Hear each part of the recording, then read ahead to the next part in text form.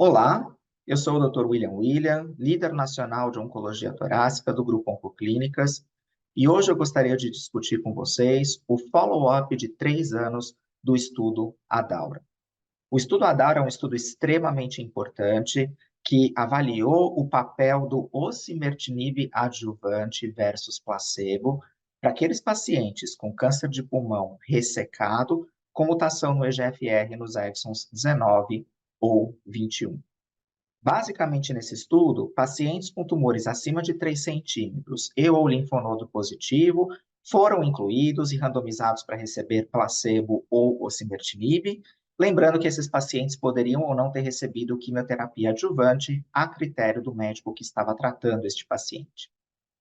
Nós já tivemos resultados apresentados com relação à sobrevida livre de doença, controle de doença em sistema nervoso central e, mais recentemente, sobrevida global.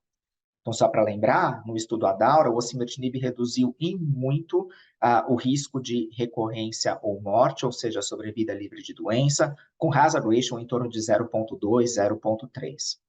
Nós também vimos que o osimertinib reduziu o risco de desenvolvimento de metástase em sistema nervoso central, e mais recentemente nós vimos que o uso do osimertinib levou a um aumento de sobrevida global para esses pacientes. No final de 2023, foi feita uma publicação olhando com mais cuidado o perfil de eventos adversos que ocorreram nesse estudo, além de perfil de qualidade de vida.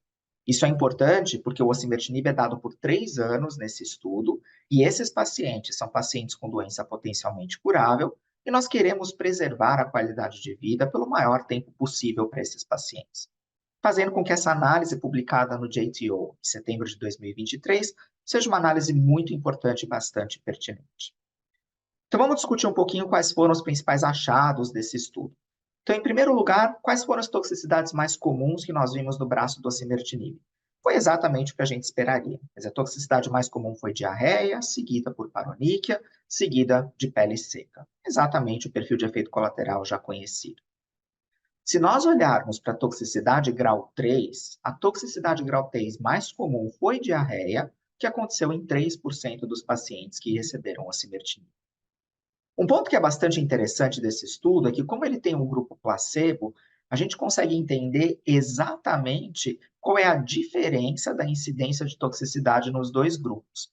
Porque nem tudo o que acontece é necessariamente relacionado à droga, e nem sempre o investigador consegue ou não fazer essa relação com a droga de maneira perfeita. Então, por exemplo, toxicidade grau 3 aconteceu em 23% dos pacientes que receberam osimertinib, mas também aconteceu em 14% dos pacientes que receberam placebo.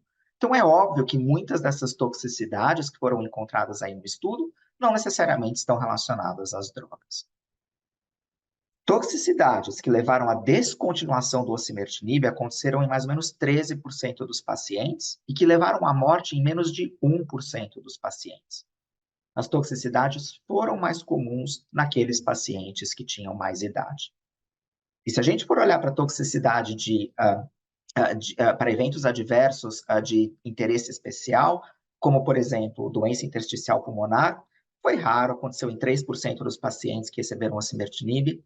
Toxicidade cardíaca aconteceu em 6% dos pacientes que receberam osimertinib. A maioria das toxicidades cardíacas foram de grau 1 ou 2. Ou seja, um perfil de segurança muito favorável para o osimertinib quando dado no cenário adjuvante. E aí um ponto importante, que é com relação à qualidade de vida, que foi coletada durante o tratamento nesse estudo e mostrou que não houve detrimento da qualidade de vida para esses pacientes.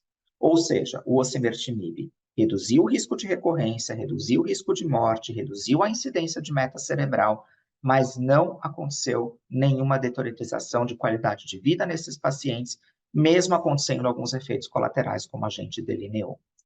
Então, o osimertinib, levando a uma redução do risco de morte para aproximadamente metade, ou seja, com hazard ratio aí de 0,49, é uma opção extremamente válida e uma ferramenta bastante importante para a gente tentar aumentar a chance de cura para esses pacientes com câncer de pulmão, mutação de EGFR, que eventualmente são ressecados e recebem ou não quimioterapia adjuvante. E o osimertinib adjuvante pode sim ser considerado um tratamento padrão nessa situação. Muito obrigado pela atenção.